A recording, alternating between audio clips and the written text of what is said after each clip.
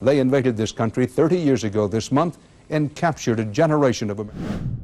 Over 50 years after their breakup, the Beatles still hold the distinction of greatest band ever. Isn't that great? Do you want to find out why the Beatles are still considered the best band in the world? Then hop along with us on this dedicated channel. Before we start, make sure to like the video, hit subscribe and that bell notification as we tackle all things Beatles with new videos every week. John Lennon, Paul McCartney and George Harrison formed the Beatles in 1960, with various changes of personnel resulting in Ringo Starr completing the quartet in 1962. The Liverpool band released their first single in late 1962, became popular in their native England and other European countries in 1963, and became a sensation in the United States in early 1964. Although the Beatles essentially were over by late 1969, the world didn't know about it until April of 1970. That means the Beatles existed for only about 10 years. That's amazing, considering the amount of music they made, the ground they covered, and the influence they continue to have. Of course, the Beatles weren't the only band doing groundbreaking work in the late 1960s, but they were so in tune with that decade's cultural changes that it seemed to many that the group itself was responsible for those changes. They weren't, but they were still the greatest band of that era and beyond. They so perfectly laid down the template for what a rock band can do and how it can develop, from playing loud, fast rock and roll covers in dive bars to writing their own song with lyrics from their own experiences and imaginations.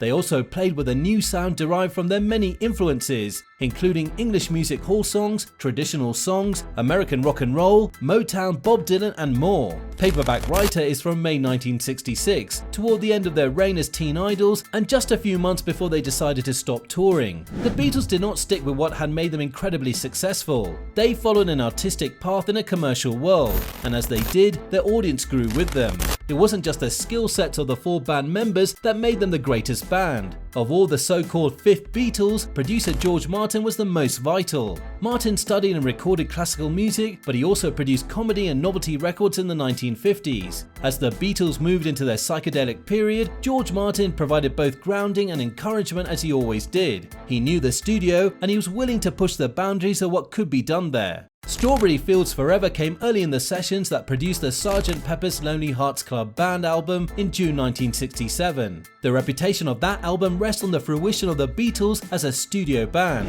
open to new musical ideas and recording innovations. Sgt. Pepper came at a moment when it was possible for the right band to be both avant-garde and mainstream. After its release, every other band in the world wanted to do the same thing. For many years afterward, the record was routinely acknowledged as the greatest rock album. That status was due to its place in history. Personally, I think Revolver is a better album. The Beatles moved from psychedelic music to what would become to be called roots rock, an amalgamation of styles that include R&B, folk, country, blues and gospel. Those styles had long been part of the group's palette, but now they wanted to get back to the music that could be played without added studio techniques and manipulations. This new attitude on their part led to the Get Back sessions, recorded and filmed in January 1969. The project was considered a failure by the band and most of the music was not released. The Beatles went on to record and release Abbey Road later in 1969. The Get Back sessions came out in May 1970 as the Let It Be album. A documentary film of the sessions was released at the same time. The highlight of that film is the Beatles' January 1969 London rooftop concert. More than 50 years after they ended, the Beatles remain an inspiration to aspiring bands and music lovers alike. Let's go through some reasons why the Beatles are regarded as the best band. They evolved. From a local skiffle group in Liverpool to rock and roll to pop to psychedelia, their styles changed with the times and dominated every genre.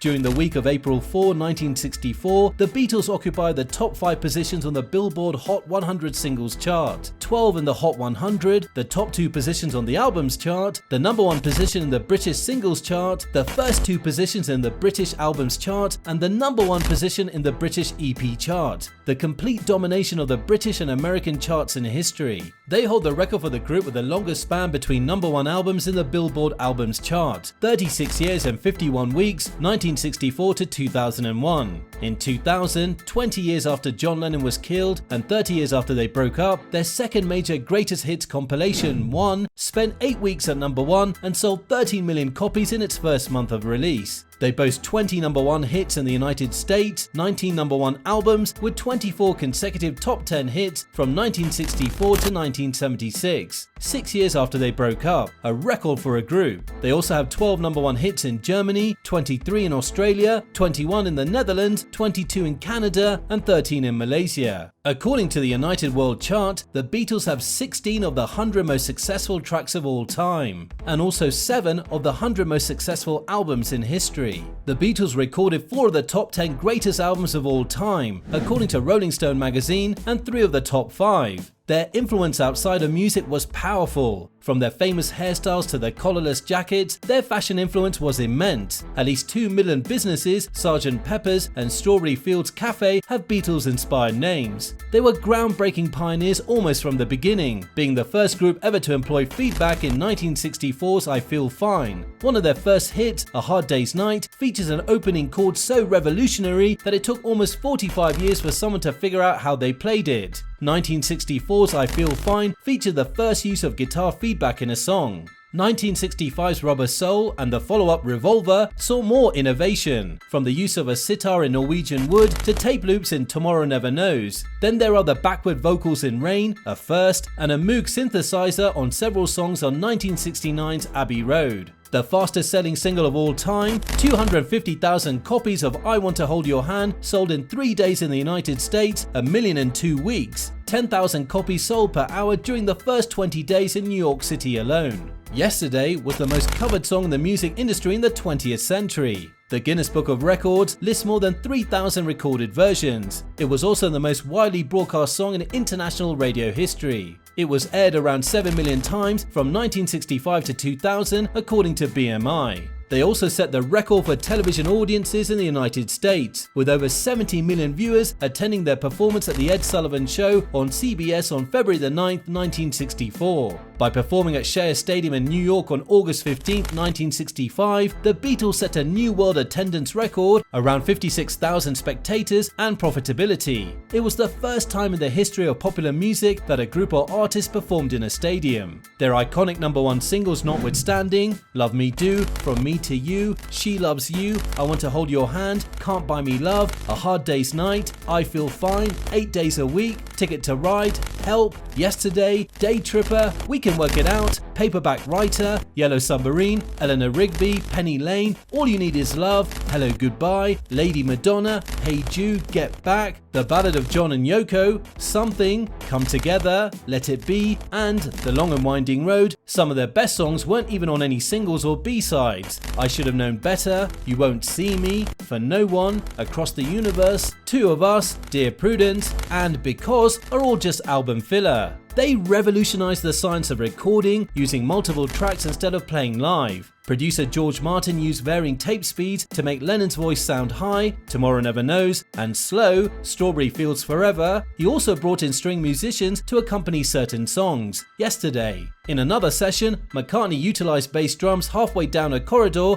to achieve a staccato sound in Mother Nature's Son. In an age where other people wrote songs for the flavor of the day, think the Brill-building songwriters doing all the work for the Shangri-Las and the Dixie Cups, the Beatles surprised everyone by penning their own hits from the beginning. As a result, they helped usher the singer-songwriter movement that popularized the late 1960s. Their ability to cross over from media and teen idols to musical innovators is one of a kind. Their chart success and initial popularity are unparalleled, but despite their initial fame, they managed to continue to improve throughout their career. Lastly, they accomplished all I mentioned in just 7 years. Is there any band capable of beating that? I don't think so. Did I forget to mention they all had, and have, successful solo careers? They all had number 1 singles and albums. There you have it all, guys. Drop a thumb up in the comment section. Don't forget to hit the like and subscribe buttons if you've not done that, and follow us on Instagram and Twitter. The handles are in the description box below.